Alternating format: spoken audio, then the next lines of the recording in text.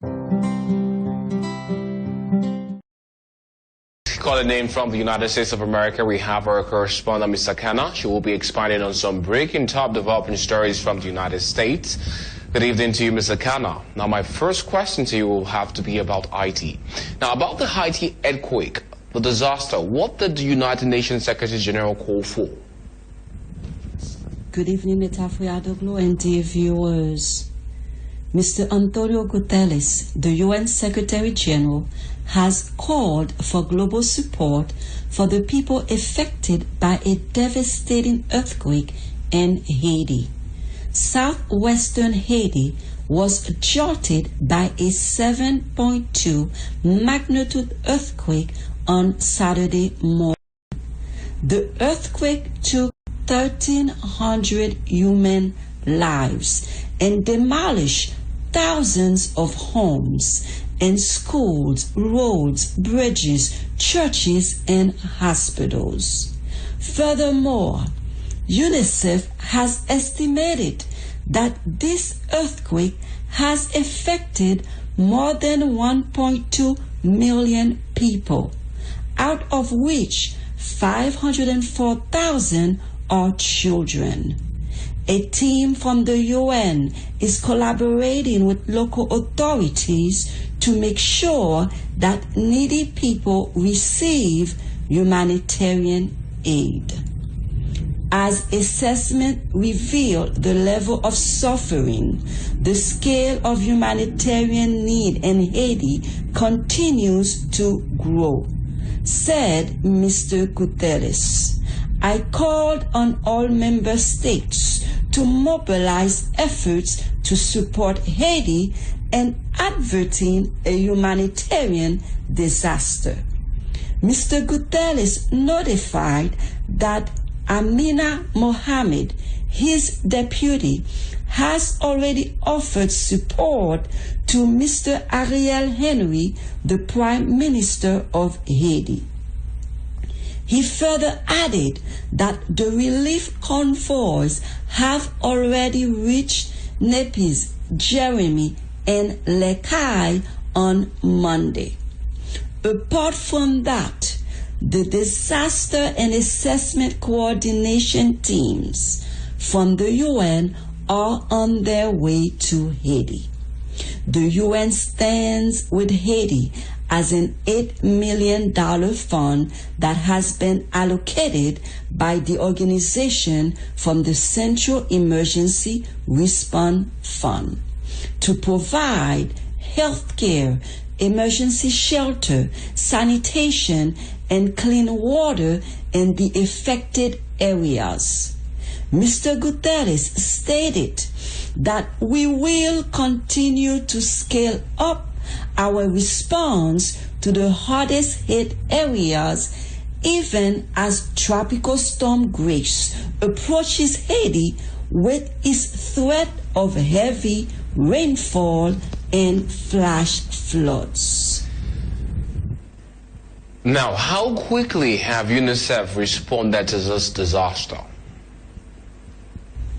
Despite all the difficulties, UNICEF has responded quickly as the agency reached the affected areas with medical supplies.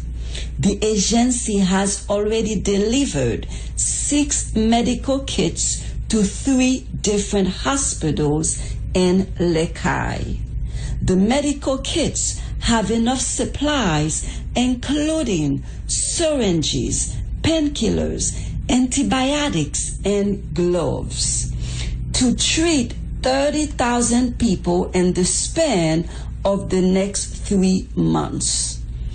UNICEF has estimated a total of $15 million will be required to cater to the urgent needs of at least 385,000 people. As a humanitarian activist, please note that I am taking this opportunity to thank Mr. Guterres, the UN Secretary General, and all member states for their efforts to support Haiti. Also, I want to say thank you to every person all over the world that has been a blessing to Haiti during this time of devastation. Truly, I am so grateful, and I thank you, and God bless you. This is our breaking news for tonight. Thank you for having me on Focal Point. Good night. Well, good night to you as well, and thank you, Mr. Akano, calling in straight from New Jersey, USA. Now, moving on from that, coming up are the figures of COVID-19 infected cases, deaths, and recoveries in some West African countries.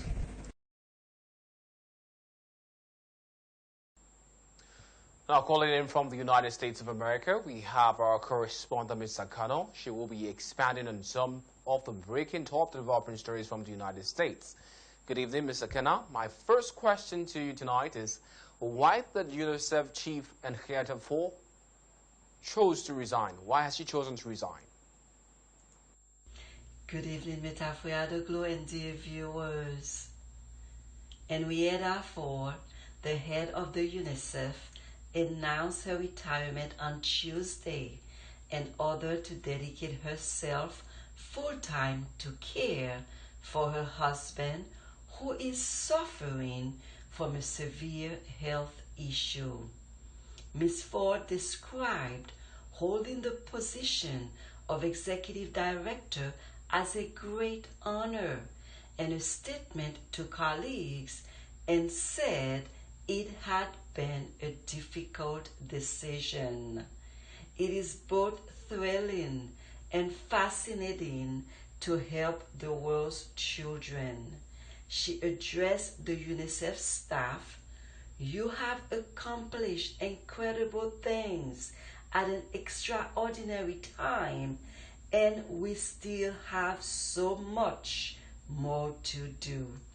She said she would remain in the position until the conclusion of this year's executive board cycle and the start of the UN General Assembly in September, and she will stay until a successor has been chosen. She will be leading the agency's strategic plan development in the meantime, as well as focus on countries' access to COVID-19 vaccines, ensuring a bright future for every child, and further accelerate our work in development and humanitarian contexts to provide a bright future for every child. Secretary General António Guterres stated in a statement published through his spokesperson that he fully understood Ms. Fore's decision and accepted her resignation with deep regret. Ms. Ford was praised by UN Secretary General for her excellent work to address the significant challenges that children and young people face across the world. Well, thank you for that. Moving on to the next question. Senate Democrats revealed a $3.5 trillion plan. Now, where will this money be spent, and how will it be spent? Senate Democratic leaders revealed on Tuesday evening that they had reached an agreement on a $3.5 trillion spending proposal to fund a substantial extension of the economic safety net. According to Senate Majority Leader Chuck Schumer of New York City, the $3.5 trillion would be on top of the $579 billion funding under the bipartisan infrastructure agreement. He stated that the agreement would include a robust expansion of Medicare, which would consist of additional benefits such as dental, eyes, and hearing coverage, as well as significant financing for clean energy. If we pass this, it will be the greatest meaningful change in generations to benefit American families, he added. According to a Democratic aide, the agreement will prohibit tax increases on small firms and those earning less than $400,000. The announcement highlights a dilemma for Democrats who will need to agree on a massive bill financed by additional tax money in order to push it through razor-thin congressional majorities with no realistic chance of winning Republican backing. In a 50-50 Senate, Democrats have no room for error, and losing only 4 votes in the House would put the legislation on the verge of collapsing. This is our breaking news for tonight. Thank you for having me on Focal Point. Good night. Well, thank you, Mr. Akano, for expanding to our viewers today's breaking stories coming in from the United States. Good night to you as well, and catch you next week. Now, coming up are the figures of COVID-19 infected cases, deaths, and recoveries in some West African countries. Good evening, Metafriadoglo and dear viewers. The Persian Hebrew congregation in suburban Chicago, which Rabbi Shaul Hamawi leads, was attacked when a window was shattered. There was no one in the synagogue at the time, and police in Skokie, Illinois, are investigating vandalism as a hate crime while searching for the offenders. However, this is not the only incident recently, as anti-Semitic incidents and mass attacks are rising despite an early Friday announcement by Israel and the Palestinian militant group Hamas of a bilateral ceasefire. The new increase comes following a spike in anti-Semitic events in prior years.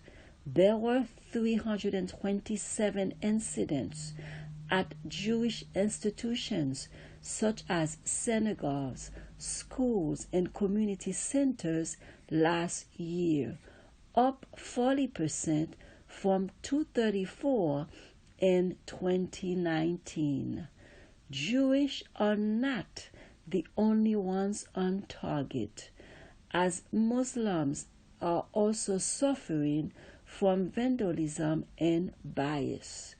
After receiving a criminal mischief complaint, NYPD officers discovered hate graffiti spray painted on the front door of the Teba Islamic Center in Brooklyn on May 13. The Hate Crime Task Force was alerted, and the inquiry is still on the way. The graffiti, which said "Death to Palestine," was uncovered as attendees celebrated Eid al-Fitr at the end of the holy month of Ramadan.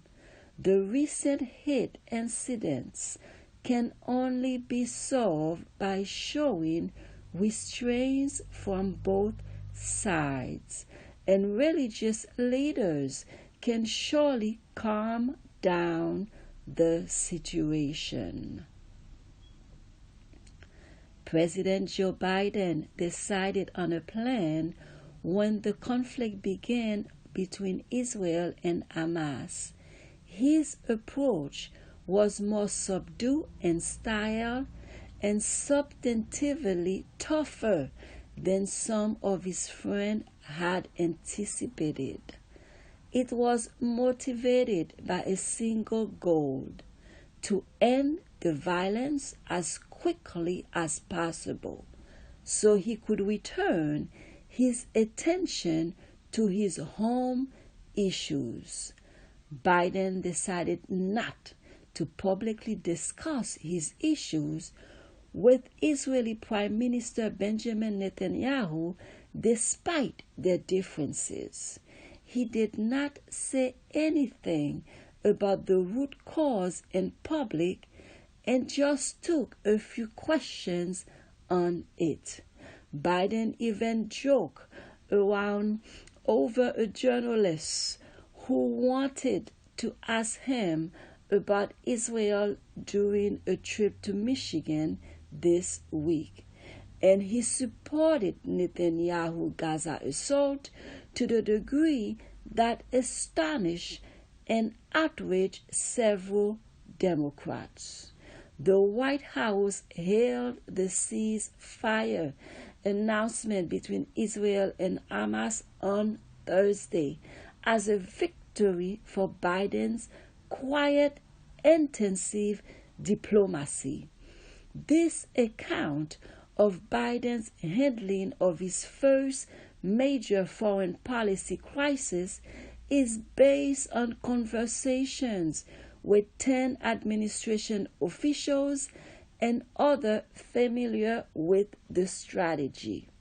Several administration sources claim the president's stance was influenced by lessons learned from the Obama administration response to the 2014 confrontation between Israel and Hamas, which resulted in the deaths of 2,000 Palestinians. They praised the Biden team's interaction with regional countries as quite different from 2014 and ultimately effective. This is our breaking news for tonight. Thank you for having me on Focal Point. Good night.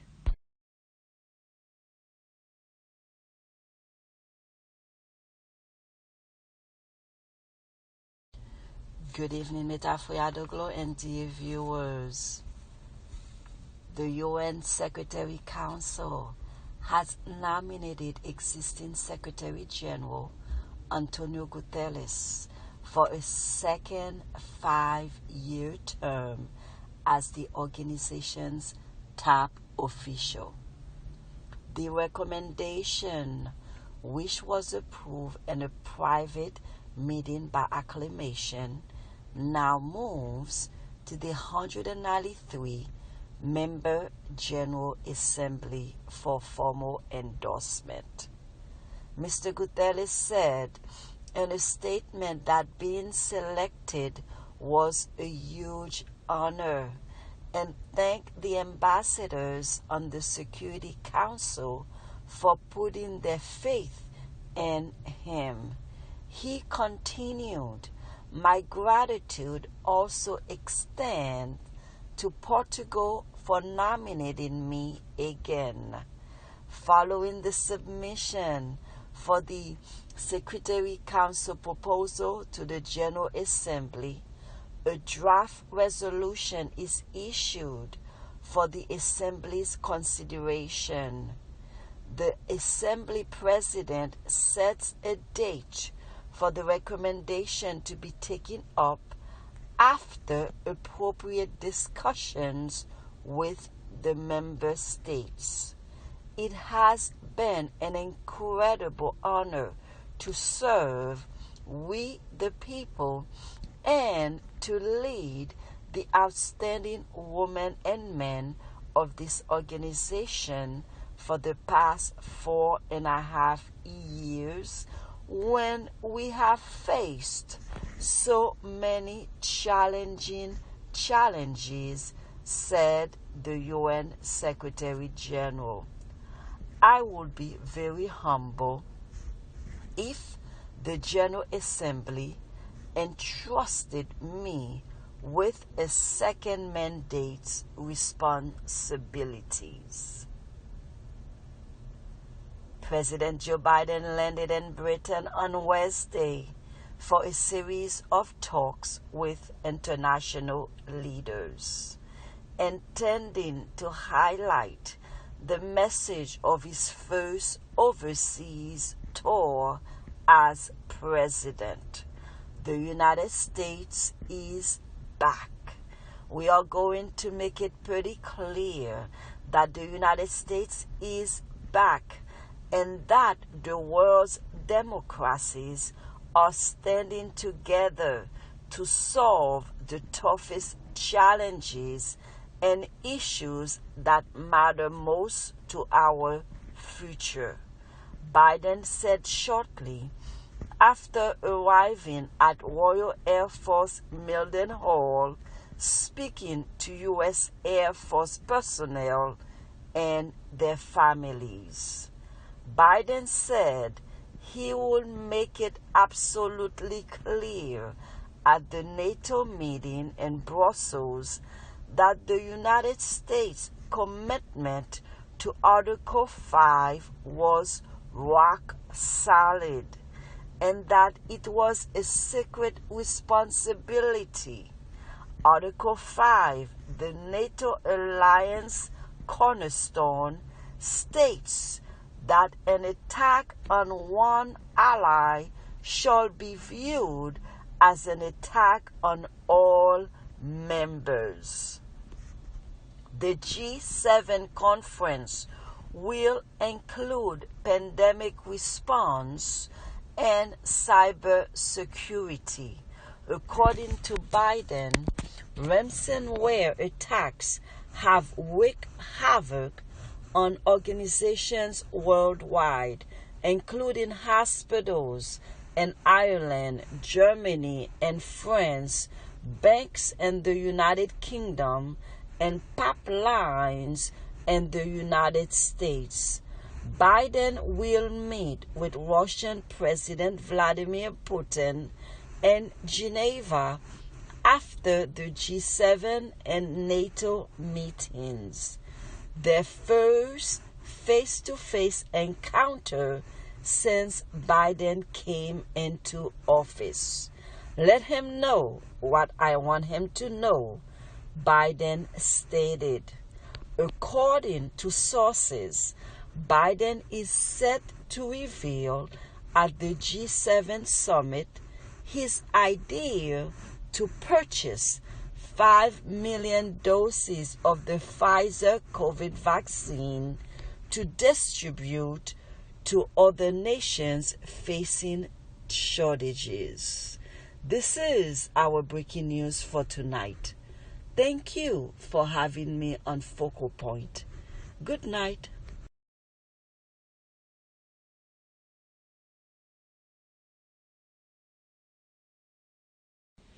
Good evening, Metafora de Gloente viewers. In an exclusive interview with NBC News on Friday, Russian President Vladimir Putin labeled former President Donald Trump a colorful personality. He went to say that he could work with President Joe Biden. Putin made the comparison between the two presidents at a time when Russia-U.S. ties are in an all-time low and ahead of Putin's upcoming meeting with Biden. Putin praised Biden as the current White House resident because President Biden is a lifelong politician. He is quite different from Trump. He has worked in politics for almost his whole life. However, Biden has stated multiple times that on a visit to the Kremlin in 2011, when he was vice president, he told Putin to his face that he does not have a soul. Putin also dismissed a story in the Washington Post that Russia was planning to sell Iran a sophisticated satellite system that would allow Tehran to identify military targets, including the remaining U.S. forces in Iraq. Putin was asked during a 90-minute interview if he was a killer. Putin's response was evasive. I have gotten used to attack from all sorts of angles and all sorts of places and all sorts of pretexts and causes and of different caliber and fairness, and none of it surprised me, Putin added, referring to the killer labeled as Hollywood macho. The internal watchdog of the Department of Justice will look into the Trump administration's seizure of communication data from some Democratic lawmakers and journalists, the department stated on Friday. It joins a growing effort in Congress to learn more about what happened in 2017 when President Donald Trump's Justice Department ordered Apple to provide over communication metadata for at least 2 Democratic House members, their employees, and family members. The New York Times published an article on the probe on Thursday. Meanwhile, on Friday, Senate Majority Leader Chuck Schumer and Judiciary Committee Chairman Dick Durbin vowed to summon former Attorney Generals William Barr and Jeffrey Sessions to appear before Congress to testify. According to a House official, Democrats on the House Intelligence have been irritated since learning that last month their data was targeted and have been unable to obtain further information from the Department of Justice. In a statement on Friday, Apple spokesperson Fred Zins said that the company disputes warrants, subpoenas, and non-disclosure orders regularly and normally notifies customers who are affected. However, according to the corporation, in this case, a federal grand jury issued a subpoena in 2018 that contained a non-disclosure order signed by a federal magistrate court seeking information linked to 73 phone numbers and 36 email addresses. This is our breaking news for tonight. Thank you for having me on Focal Point. Good night.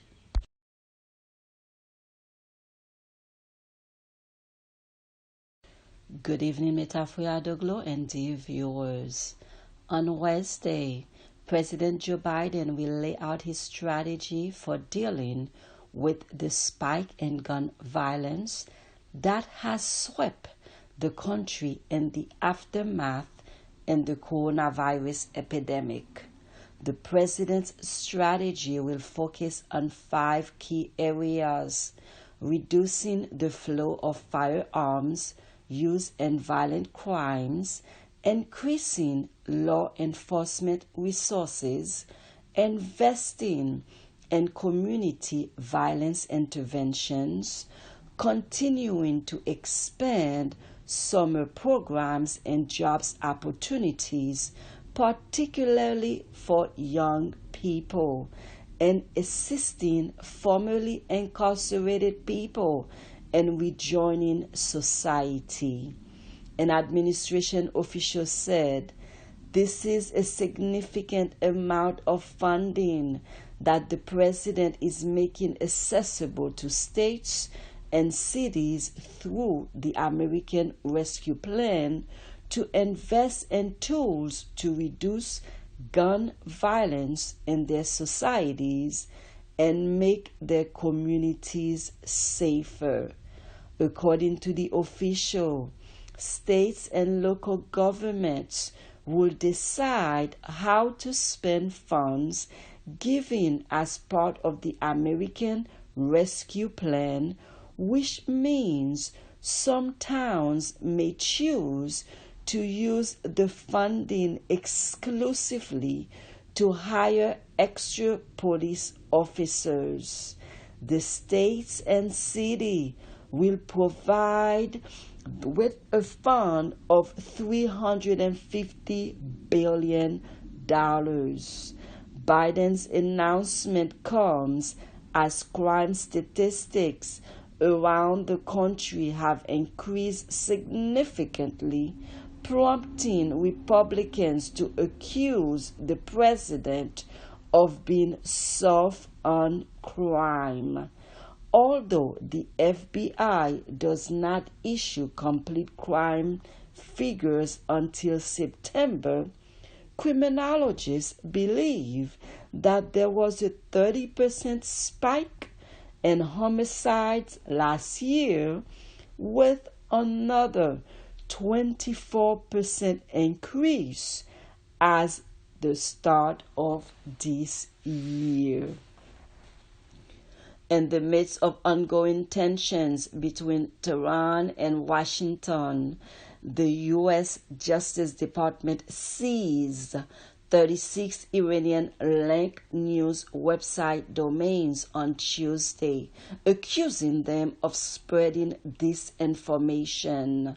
According to the Justice Department, the Iranian Islamic Radio and Television Union, IRTVU, one of the components of the Iranian government targeting the United States with disinformation campaigns and maligned influence operations, used 33 of the seized websites, which were owned by a U.S.-based company.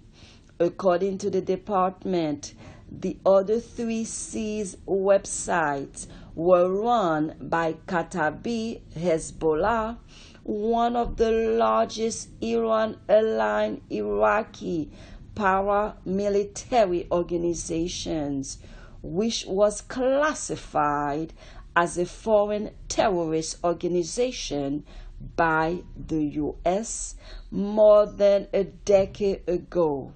The seizures were described as an illegal act and a terrorist policy against independent media by the Iranian state-run news agency IRNA, while Iranian President, Chief and Staff Mahmoud Vahezi condemned the seizures. Notice about the seizures began appearing on a number of Iran-affiliated websites on Tuesday, in both English and Arabic, although Iran's official language is Persian.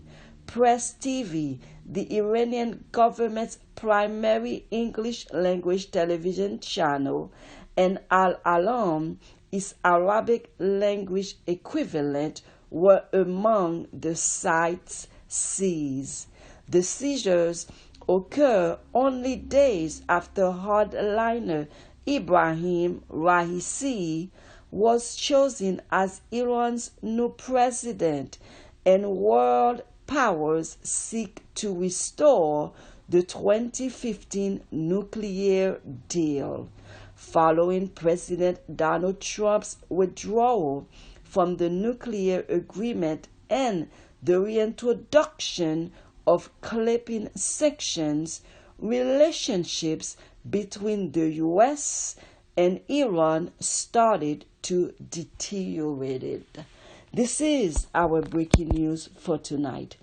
Thank you for having me on Focal Point. Good night.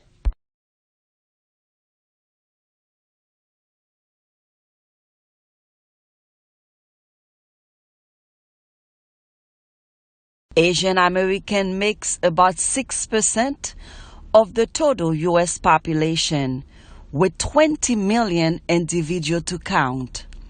They generate over $700 billion in GDP annually and employed over 3.5 million people. These statistics might be staggering, but so is the bias they face in the post-COVID-19 world, especially American communities. Asian Americans own and run many small businesses. A huge part of corporate employees are Asian, and most importantly, a more significant percentage of the medical staff in the U.S. are East Asian doctors and nurses. To say that they are being held responsible for something that they had no relation with will not be untrue even after all that. It was found that the rates of unemployment has gone up by 450% before February 2020 and June 2020. Asian Americans have faced bias after the COVID-19 pandemic in many fashions of life, but business and employment lead them all. Many small businesses have also suffered and shut down in the wake of statewide lockdowns as the numbers of cases soar high. Asian-run businesses seems to be having the most challenging time returning from that backlash after the horrific, never-ending lockdown. People tend to avoid their place of business even more. This is our breaking news for tonight. Thanks for having me on Focal Point.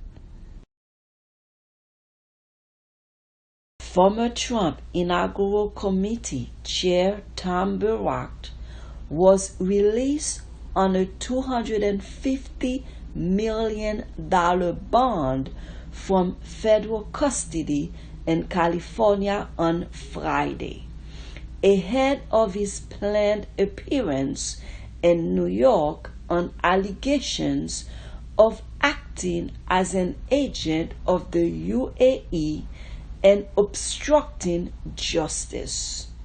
As part of the conditions of his release, Barrack, who is 74 years old, will be subject to electronic monitoring and will be responsible for the cost of his GPS ankle bracelet, according to Judge Patricia Donoghue, who approved a deal reached between the government and Barrack's counsel.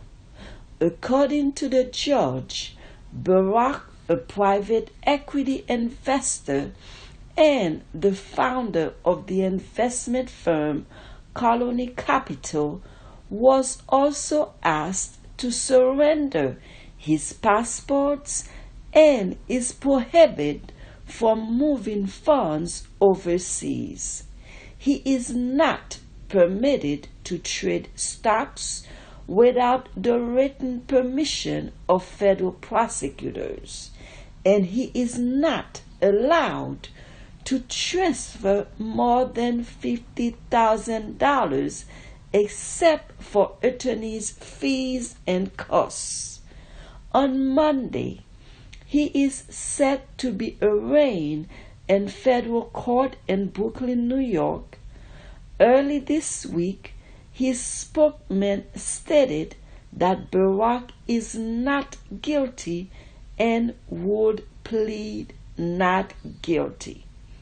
Prosecutors mentioned that Barrack and others decided to act to promote the interests of the UAE and the United States at the order of senior UAE officials by attempting to influence the foreign policy positions of a candidate in the 2016 U.S. presidential election. This is our breaking news for tonight. Thank you for having me on Focal Point. Good night.